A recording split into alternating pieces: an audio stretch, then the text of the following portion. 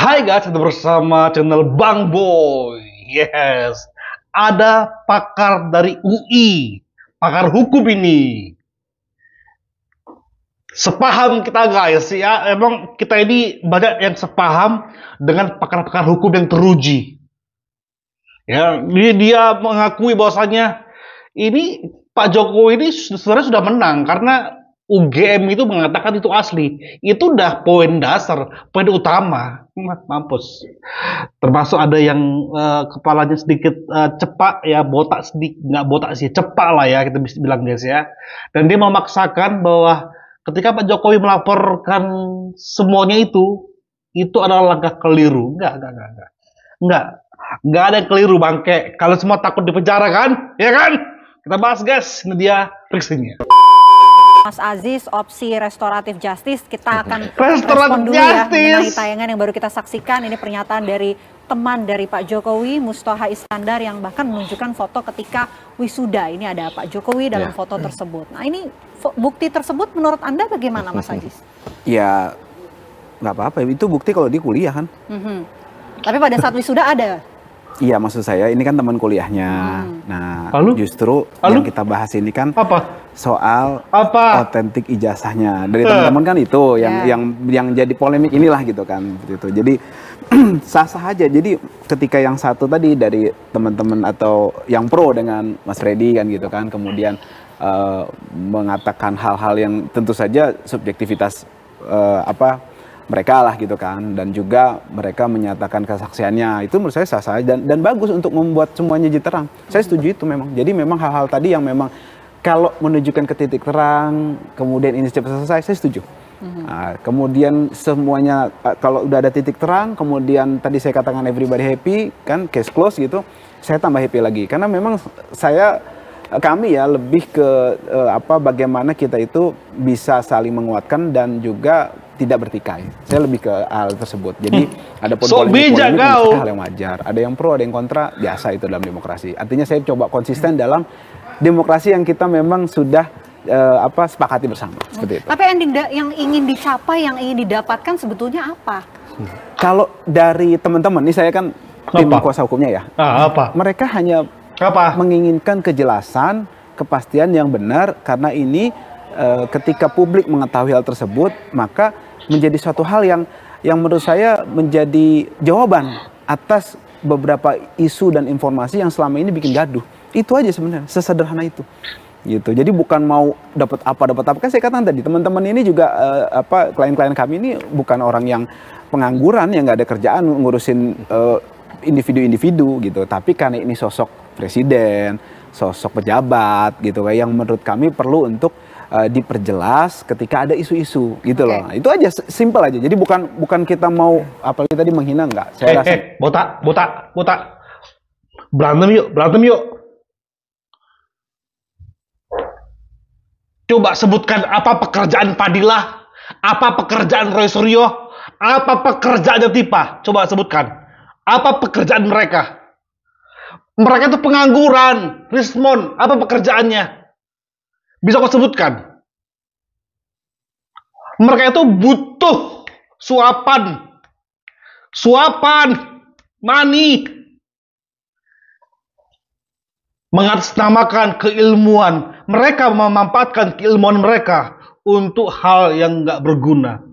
Kau bilang tadi, pengakuan teman-teman Pak Jokowi itu untuk membuat terang, botak, berantem kita yuk. Omongan itu udah 2 tahun lalu disebutkan. Bahkan mereka menampilkan ijazahnya 2 tahun lalu, bukan ujuk-ujuk sekarang-sekarang ini, bukan.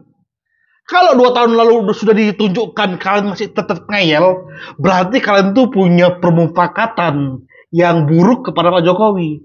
Makanya masuklah dari projo Freddy ini. Inilah cara Jokowi untuk membungkam.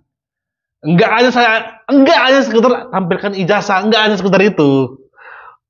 Potong lidah saya kalau cuma sekedar itu doang. Endingnya kejelasan dan juga kepastian, Mas Freddy. Itu. Ya, kembali lagi seperti yang saya sampaikan di awal tadi.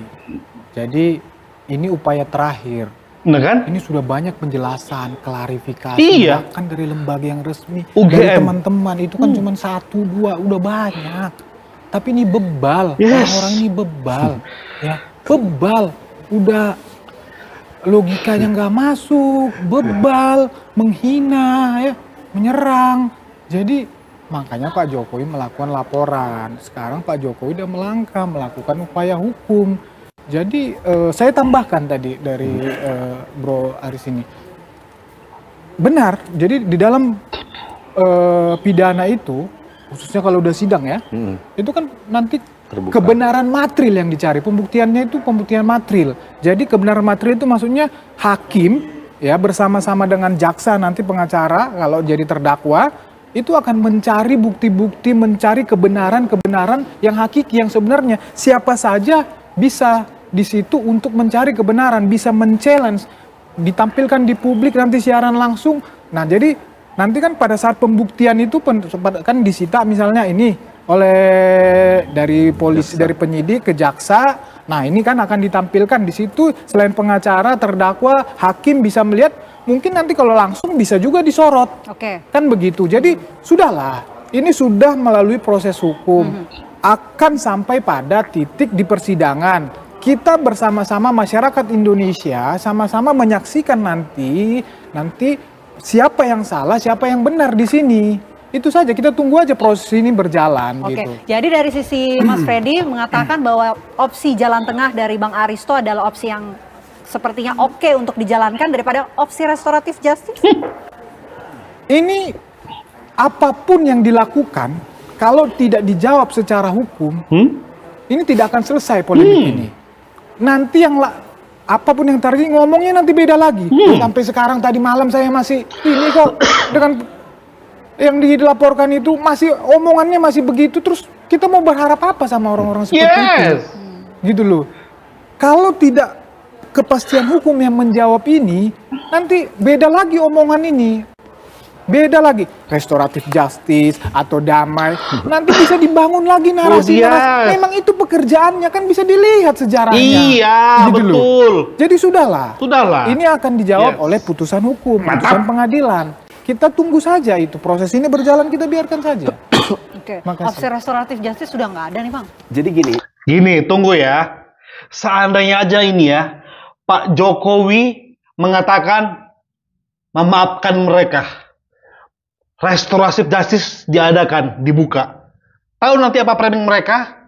Tuh kan, Jokowi takut kan? Makanya Pak Jokowi minta perdamaian kan? Sudah basi, sudah paham kami. Saya bingung nih sebenarnya.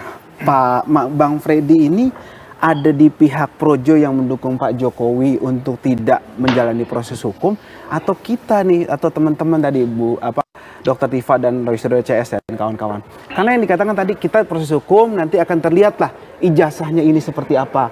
Ini kan berarti bilang siapa yang benar, siapa yang salah. Iya, kan tadi kan bahasanya kan kita bisa di-shoot, dilihat ijazahnya. Oke, kalau objeknya ijazahnya, maka yang harus diproses hukum tentu saja yang pertama adalah laporan teman-teman di TPUA yang menuduh 263, 264 terkait dengan ijazah Pak Jokowi.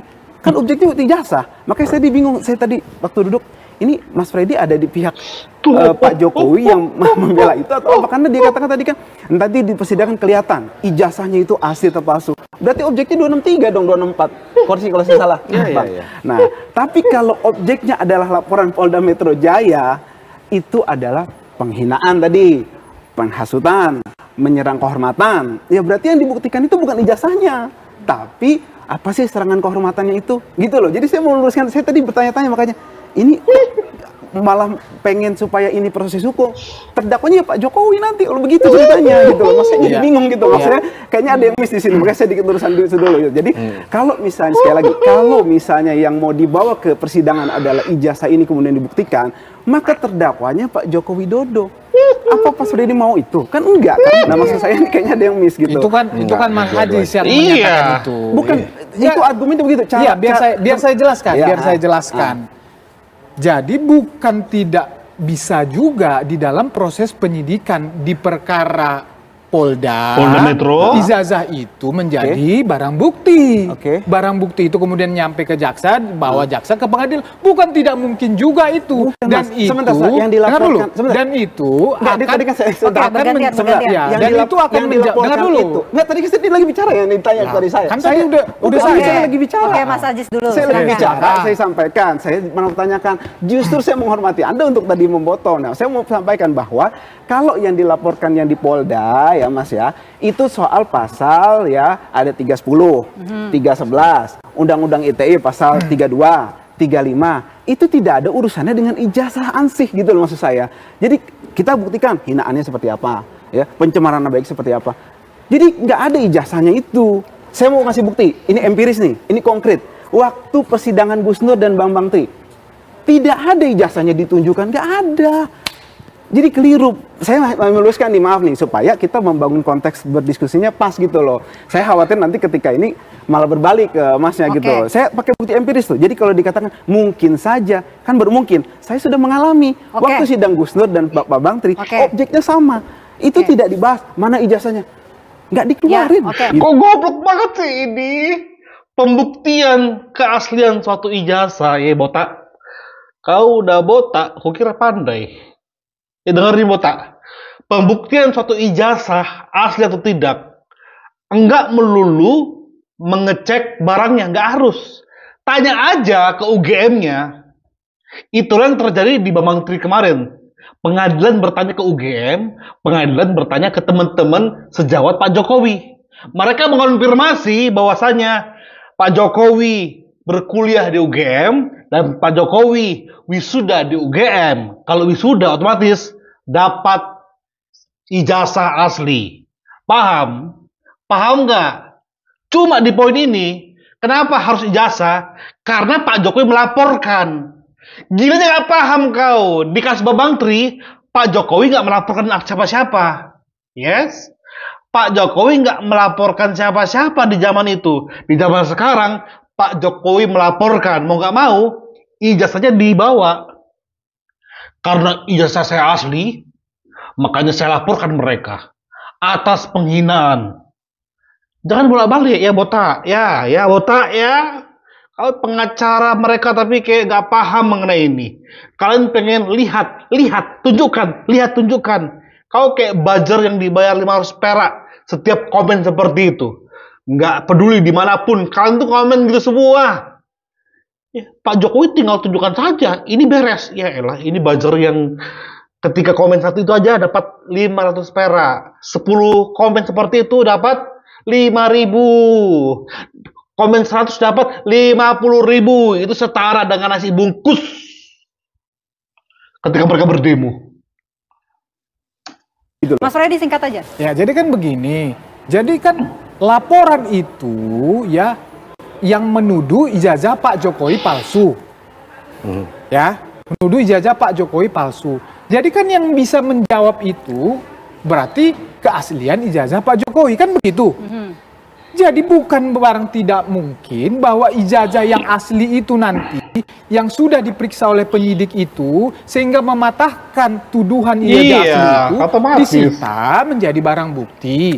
Kalau sudah disita menjadi barang bukti, otomatis itu akan dibawa ke persidangan. Kalau sudah dibawa ke persidangan, supaya publik bisa melihat semuanya, itu nanti di dalam proses itu, ya akan jaksa atau pihak terdakwa juga bisa gatal ya botak ya, gatal ya.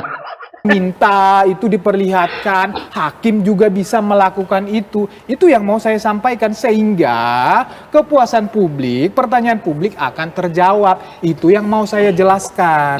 Biarlah proses hukum itu yang menjelaskan menjawab itu. Begitu, bukan tidak mungkin ijazah itu sampai ke persidangan. Itu maksud saya. Karena kan yang diributkan kenapa tidak ditunjukkan saja. Itu yang mau saya jawab. Biarlah proses persidangan yang menjawab itu. Bang Haristo, ini kan ada dua perkara ya, laporan penghinaan dan juga satu lagi soal ijazah. Mana kira-kira yang duluan diproses?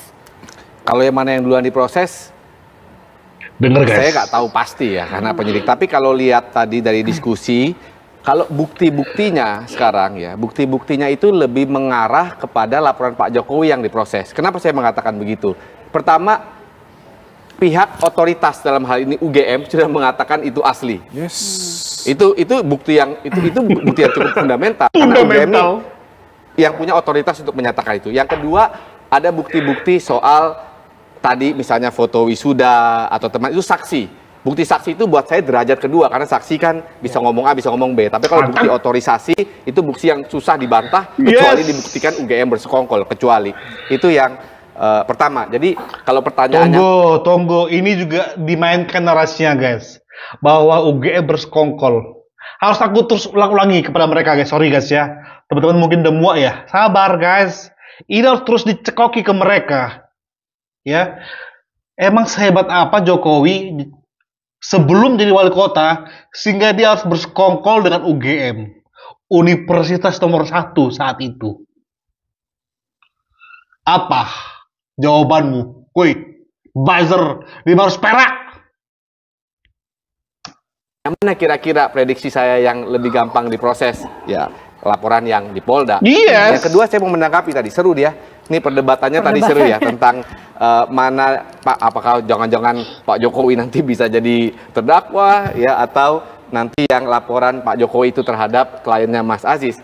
Jadi dua-duanya itu sangat punya kemungkinan ya ijazahnya itu dihadirkan. Kenapa? Pertama, konstruksi pasal tentang pencemaran nama baik dan fitnah. Fitnah itu apa sih? Fitnah itu menuduh orang ya melakukan tindak pidana. Ya, ngasih tahu orang itu orang memasukkan ijazah. Nah, dalam hal untuk mematahkan tuduhan itu, ya pasti mengatakan, saya nggak melakukan tindak pidana kok. Kamu nuduh saya ijazah palsu, ini ijazah saya asli. Ini bukti-buktinya. Jadi mungkin di laporan Mas Aziz, di laporan teman-temannya Mas Aziz, ya mungkin juga karena itu langsung 263, 264 tadi. Jadi kalau pertanyaannya ijazah ini bisa dihadirkan di perkara yang mana, dua-duanya bisa. Yang terakhir, kalau lihat perdebatan seru gini, restoratif justice kayaknya makin sulit ya, makin jauh. Dan yang paling penting lagi, kalau restoratif justice, siapa yang maafin siapa? Siapa yang mau damai gitu? Karena kan ini konsensual, iya siapa yang maafin siapa yang minta maaf. Karena syarat utama dari restoratif justice itu adalah perdamaian. Ya, tidak ada perdamaian. Perdamaian itu cuma ada di lagunya Gigi. Perdamaian. Tapi di kasus ini tidak ada perdamaian. Karena niat mereka emang buruk, niat mereka jahat. Harus dibungkam dengan cara pelaporan ini sampai vonis hakim yang menentukan. Damn, kena kalian semua, Dan kita terus kawal sampai ini tuntas. Di channel ini, channel Abang Boy. Support terus ya guys ya. Thank you. Bye bye.